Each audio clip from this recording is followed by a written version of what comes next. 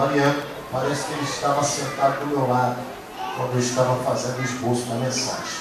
Porque Deus assim falou e confirmou muitas coisas. Glórias ao Senhor Jesus, em que Ele foi usado aqui nesta noite. Só faltou trazer o playback que nem adiantou. Aleluia. Eu ainda estou esperando, mas aí, então, aleluia. Agora me alegrei mais ainda. Dá uma glória a Jesus aí. Eu tenho certeza de que o Senhor deu uma bênção para as nossas vidas. Segundo o livro de Crônicas, capítulo 29, versículo de número 7. Segundo o livro de Crônicas, capítulo de número 29, versículo de número 7. Glórias ao Senhor Jesus Cristo, meu amigo pastor Vanderlei de Oliveira, está aqui conosco, nos auxiliando aí nesta filmagem. Que Deus te abençoe, pastor Vanderlei, a sua vida e o seu ministério, em nome do Senhor Jesus Cristo. Aleluia. Glórias ao Senhor Jesus Cristo. Meu amigo Ismael também está aqui. Aleluia. Fotografando e trabalhando para Jesus, que é uma bênção. Amém, irmãos? Glórias a Deus. Quem achou, diga graças a Deus. Graças a Deus. Diz assim: também fecharam as portas do pórtico do alpendre, apagaram as lâmpadas, e não queimaram incenso, e nem ofereceram holocausto ao Deus de Israel. Amém? Amém. Diga mais uma vez: também fecharam as portas do pórtico, apagaram as lâmpadas, e não queimaram incenso, e nem ofereceram holocausto. Deus de Israel. Amém? Amém. Se eu fosse dar um tema a esta mensagem, o tema seria as 4 coisas que não podem acontecer no templo. Amém? Amém. Senhor Deus e Pai, fale conosco, porque Tu bem sabes da necessidade que eu tenho do Senhor. Deus, o Senhor sabe que eu orei, o Senhor sabe que eu consagrei, o Senhor sabe que eu li a Bíblia, mas se o Senhor não quiser, não vai acontecer nada, porque é o Senhor que faz e opera do jeito que o Senhor quer. Mas eu te peço misericórdia nesse momento, e peço para que o Senhor seja comigo nesta hora, porque sozinho jamais conseguirei nada, mas se o Senhor estiver comigo, o objetivo será concluído, e o nome do Senhor será glorificado. Que eu diminua e que o Senhor cresça, em o nome de Jesus. Amém? Amém. Toma o seu assento, glorificando a Jesus. Glória a Deus. Aleluia, glórias ao nome santo do Senhor Jesus. Glórias a Deus. Queridos irmãos, quando nós lemos a Bíblia Sagrada, nós entendemos e vemos muitas histórias que nos falam acerca do templo do Senhor, acerca também do tabernáculo de Deus, lugar aonde tão somente o Senhor se manifestava, lugar aonde ficavam os utensílios usados na casa do Senhor, tão somente pelos sacerdotes, lugar em que os levitas ali estavam prontos para entoarem louvores a Deus. E quando lemos a palavra do Senhor, nós vemos que Deus levanta um homem por nome de Moisés. E a Bíblia é clara em nos ensinar que nos tempos de Moisés, tão somente o tabernáculo de Deus era levantado todas as vezes em que Israel estava acampado em um determinado local. Estavam ali por um determinado tempo, e quando se levantavam para se retirar para outra localidade, assim também era feito e erguido novamente o tabernáculo de Deus. Entendemos que tão somente depois de muito tempo, a Bíblia ela nos ensina que Davi, vendo que tão somente ele era o rei que habitava em um palácio, tinha um certo conforto, tinha tão somente regalias de um rei, notou-se que, sendo um homem humano, sendo um homem simples, servo de Deus, ele habitava em um palácio, e o Senhor tão somente habitava em tendas. A Bíblia, ela nos revela que Davi coloca em seu coração o propósito de erguer ao Senhor um templo, para que o nome do Senhor viesse a ser adorado, e para que Deus viesse a ser enaltecido por aquele povo que se prostrava diante da sua presença. A Bíblia, ela nos ensina, e ela é clara em nos dizer que tão somente o Senhor, ele não permite que Davi venha erguer um tabernáculo, venha erguer um templo do Senhor, porque Davi era um homem que guerreou muito, e havia muito sangue em suas mãos. A palavra de Deus, ela nos ensina que Deus ordena que o seu filho Salomão herdaria o trono, e teria tão somente a incumbência de levantar e erguer um templo para o Senhor ser adorado. Lemos a Bíblia Sagrada e bem sabemos que Davi assim aceita, deixando tudo preparado para que o seu filho, que viesse reinar em seu lugar, tão somente preparasse o templo do Senhor, para que Deus viesse a ser adorado. A Bíblia, ela nos ensina que Salomão começa a reinar, e não é necessário que Salomão venha utilizar tudo aquilo que Davi deixou, porque também Salomão tinha a intenção e o propósito em seu coração de fazer o melhor para o Senhor. E de acordo com a Bíblia Sagrada, esse homem separa o melhor do ouro, esse homem separa o melhor da prata, esse homem separa o melhor das especiarias, esse homem prepara as melhores pedras para ornamentar aquele lugar aonde o nome do Senhor seria engrandecido. A Bíblia, ela nos ensina que um tempo é passado, e Deus assim confirma que o tabernáculo, o templo do Senhor, venha a ser erguido. E todos nós lemos a Bíblia e vemos que na inauguração daquele local,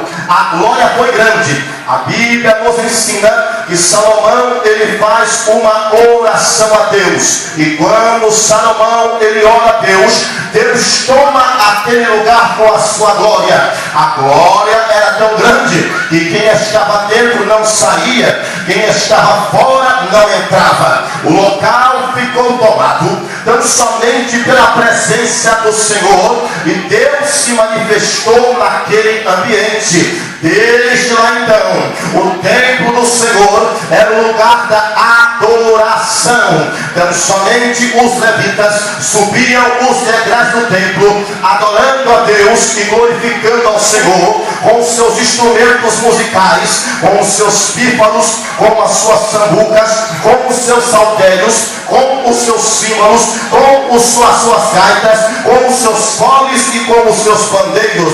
E existia um momento em que se paravam nas escadarias do templo, levantavam a cabeça para cima e ninguém tocava e dizia mais nada, porque este momento era um momento para a adoração do Deus de Israel. Deus manifestava a sua glória, nações vinham de longe para contemplar tamanha glória, tamanho poder e tamanha, aleluia, autoridade que existia naquele local.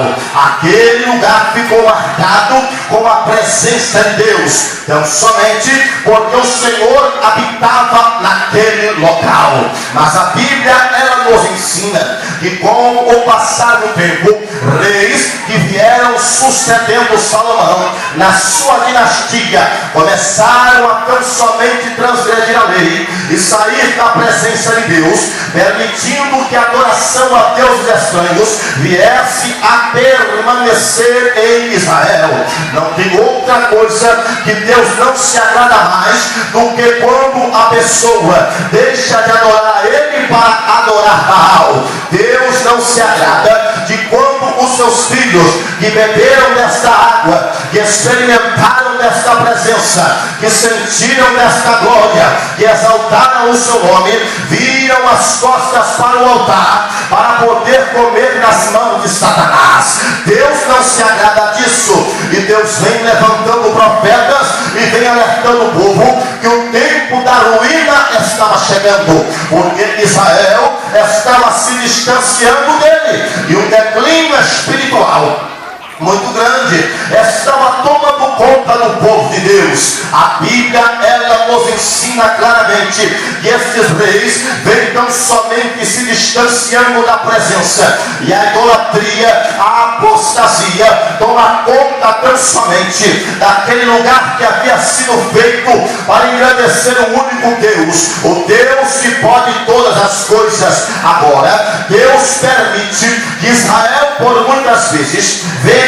perecer nas garras dos reis inimigos, e o rei Acaz foi um dos reis que tão somente agora saiu da presença do Senhor, queimou os seus filhos em holocausto, e a Bíblia nos ensina que Deus agora começa a apertar o rei Acaz, porque não estava mais aguentando tanta apostasia e tanta podridão que estava acontecendo dentro do seu santuário. O rei Acaz sai pedindo ajuda para tão somente muitos reis que estavam em sua circunvizinhança, mas quando Deus fecha a porta, pode correr para a direita, pode correr para a esquerda, pode pedir socorro para A, pedir socorro para B, porque o socorro vem da mão de Deus. Deus fecha o coração dele e diz: não vai ajudar porque fui eu que fechei a porta. Deus fecha o coração dele e diz: não vai entregar porque fui eu que fechei a porta. E não tem como correr, porque quando Deus trava, aleluia, tem que se consertar e se reconciliar no altar, para depois começar a ver as coisas acontecerem novamente em sua vida. Acaz fica atribulado, e a Bíblia nos ensina que este homem agora morre, e ele morrendo, o seu filho Ezequias começa a reinar em seu lugar. Queridos irmãos, Ezequias entende que não poderia ter um reinado, não poderia ter um rei próspero, não poderia ter um reinado próspero se a presença de Deus não estivesse no meio deles. Deus sabe, Ezequias se lembra que quando Davi foi até a casa de Obed-edom para pegar a arca que estava distante de Jerusalém, porque Davi viu a necessidade de ter a presença de Deus do seu lado. Então Ezequias, que não era bobo, ele disse: eu não vou permanecer no pecado de meu pai. É tempo de fazer uma limpeza e uma restauração na casa de Deus. A Bíblia, ela nos ensina que esse homem agora, ele dá uma ordenança, e a casa de Deus começa a ter uma faxina, começam a tirar toda a imundície, começam a tirar toda a sujeira, tudo aquilo que interferia a presença de Deus de se manifestar no meio do povo. Existia uma barreira, existia um impedimento, e Deus não estava se agradando. O rei Ezequias, ele começa a limpar a casa, reúne todo o povo e diz assim: no tempo de nossos pais apagaram, aleluia, não somente fecharam as portas do alpendre, apagaram as lâmpadas, não queimaram incenso e não ofereceram holocausto ao Deus de Israel. A igreja estava com as portas fechadas, a igreja estava com as lâmpadas apagadas, a igreja não oferecia mais incenso e nem queimava holocausto. Eu vim buscando de Deus uma revelação nesta palavra, para trazer ao vosso coração nesta noite, e o tema que Deus pôs ao meu coração é as 4 coisas que não podem acontecer no templo: igreja com a porta fechada, igreja com a lâmpada apagada, igreja que não tem incenso, igreja que não oferece holocausto. O primeiro tópico desta mensagem que eu quero trazer ao vosso coração nesta noite é a igreja com as portas fechadas. Fecharam a porta do alpendre. Alpendre era um pátio exterior que dava acesso até o templo, a casa de Deus. As portas estavam fechadas. Se as portas estavam fechadas, não tinha como ter acesso a dentro do templo para poder adorar a Deus. E fechada. Eu costumo dizer que Jesus está do lado de fora. Jesus olhou para Laodiceia, ele disse: eis que estou à porta e bato. Se alguém ouvir a minha voz e alguém tão somente abrir a porta, eu entrarei, cearei com ele e ele ceará comigo. A igreja de Laodiceia era uma igreja próspera, era uma igreja rica, e quando tinham os seus cultos para poder adorar o Senhor, eles cultuavam, e Jesus do lado de fora olhando, como disse o cantor Samuel Mariano: eles estão adorando a quem? Sendo que eu não estou lá no meio deles. A porta está fechada, eu estou querendo entrar, mas eles não estão abrindo a porta para mim. Eu entendo aqui, meus queridos irmãos, que as portas estavam fechadas, mas Laodiceia pensava que estava lavando, porque Laodiceia era uma das igrejas mais ricas da Ásia. Aí Jesus dá um conselho para ela: aconselho a vocês que comprem ouro refinado no fogo. Uma igreja rica, Jesus aconselha a comprar ouro. Por que, meus irmãos? Porque a riqueza deles não representava nada para Jesus. Tem muita igreja que pensa que é alguma coisa, porque o muro é de mármore, porque o púlpito é de vidro, porque as vidraças são limpinhas, porque o altar é o melhor piso que tem. E Jesus está do lado de fora dizendo: seu dinheiro não me compra, sua prosperidade não me compra, o que vocês têm não me compra. Eu vos aconselho que compre ouro refinado no fogo, porque tem muita igrejinha lá na favela, tem muita igrejinha no meio do mato, tem muita igrejinha lá no Ribeiro, que não tem púlpito de mármore, que não tem chão de granito, que não tem pintura na parede, que tem um telhado do lado, mas eu sou o rei. Quem está entendendo o que eu estou dizendo aqui nesta noite, levante a sua mão para o céu e dê glória a Deus com tamanho na sua vida. Meus irmãos queridos, Jesus está olhando, e a Bíblia ela nos ensina que Jesus dá o segundo conselho: eu vos aconselho que compre vestes brancas. Laodiceia era um lugar que tinha as maiores fábricas de tecido, mas porém as vestes não estavam brancas. Jesus estava dizendo: não adianta nada ter muito empresário, não adianta nada ter muito dinheiro, não adianta nada querer se destacar, sendo que a veste está suja, a veste está preta, a veste precisa ser lavada no sangue. Queridos irmãos, quando a lavadeira lava a roupa, ela molha a água no rio e depois bate na pedra. Tem um rio de sangue aqui nesta noite, ele vai molhar sua veste no sangue, vai bater na pedra que é Jesus. Mas essa sujeira, essa imundície, esse pecado que está passando você de Deus, vai cair por terra hoje, e o nome dele vai ser glorificado. Deixa eu ver quem está recebendo aqui do meu lado esquerdo, deixa eu ver quem está recebendo aqui do meu lado direito. Levanta a sua mão comigo aqui, porque eu estou com vontade de pregar nessa noite, e eu só vou soltar esse microfone como Deus entregar tudo que nós precisamos ouvir. Quem quer ouvir a palavra? Levante a sua mão para o céu, pegue na mão do seu irmão, dá uma chacoalhada, ele diga assim: abre a porta, porque ele entra. Diga para ele: abre a porta, é gol, obrigado.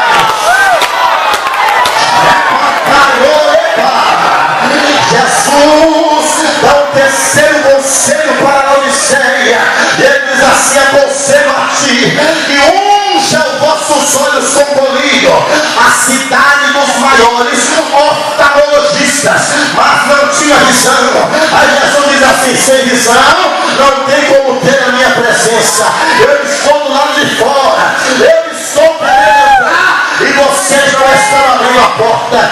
Quando Jesus está do lado de fora de uma igreja, é quando a divisão, é quando a fofoca, é quando a contenda, é quando o disse-me-disse, é quando a picuinha, é quando a mentira, é quando a fornicação, é quando o pecado está tomando conta do povo, está corroendo que nem gangrena, e ele não está sentindo a dor daquilo que está batendo na sua pele. Mas o meu Senhor está dizendo que essa igreja ele bateu a porta e pode entrar. Aqui a porta está aberta para Jesus.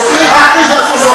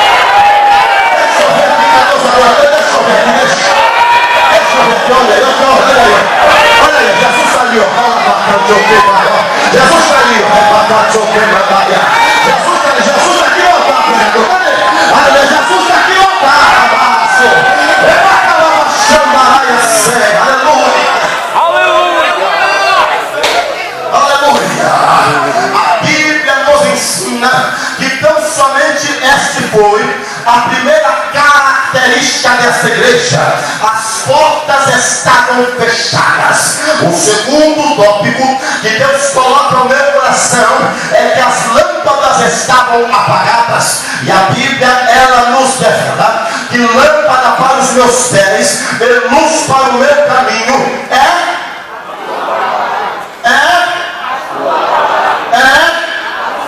igreja com a lâmpada apagada é a igreja que já não tem mais palavra de Deus. A Bíblia nos ensina, aleluia, que tão somente no primeiro livro de Coríntios, capítulo 1, versículo 18, que a mensagem da cruz é loucura para os que se perdem, mas para nós que somos salvos, ela é poder de Deus.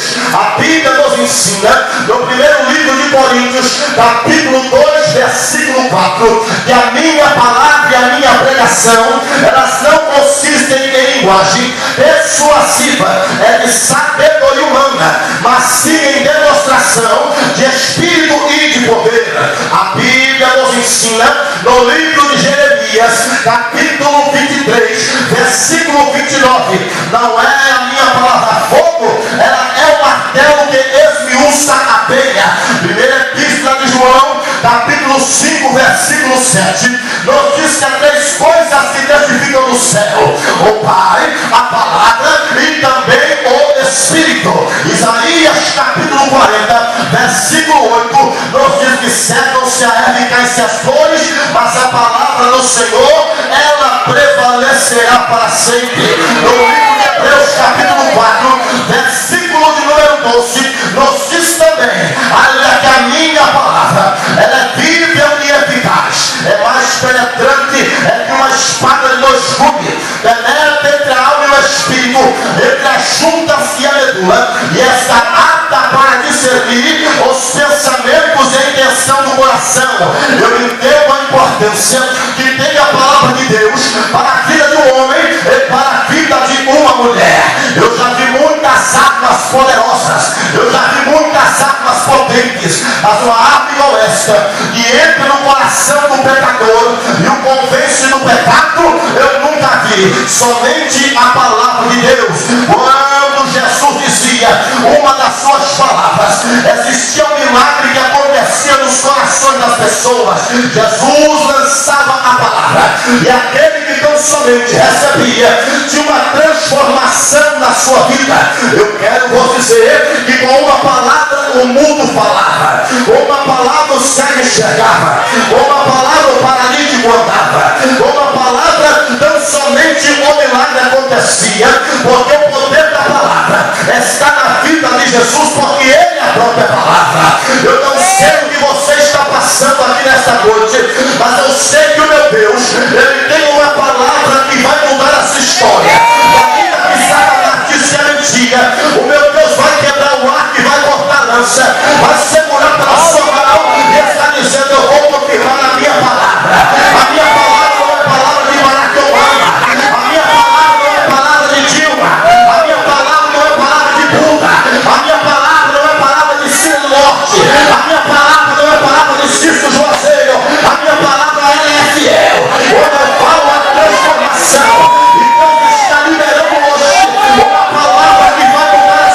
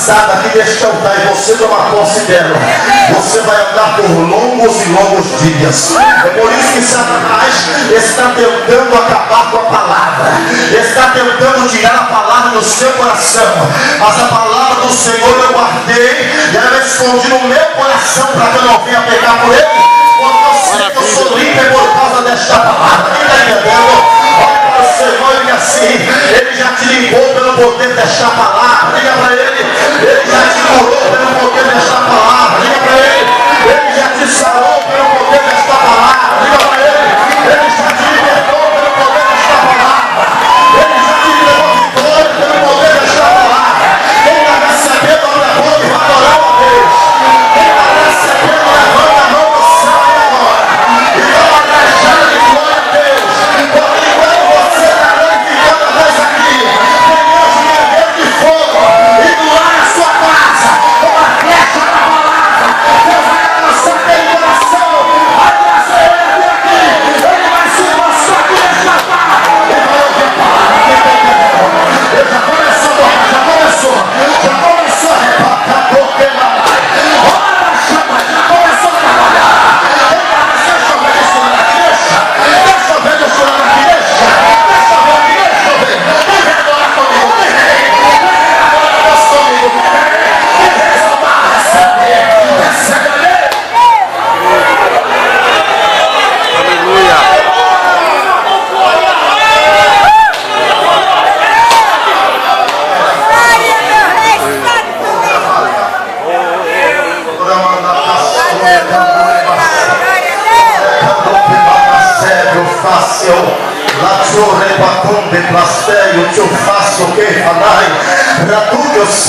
Se você soubesse, Aracanja, o que está acontecendo aqui, reboa. Alaio sabe do que eu sei. Se você soubesse que ele está preparando essa semana para você, a sabe o que mandai. Se você soubesse quantos demônios já tentaram te derrubar, mas ele jogou por terra.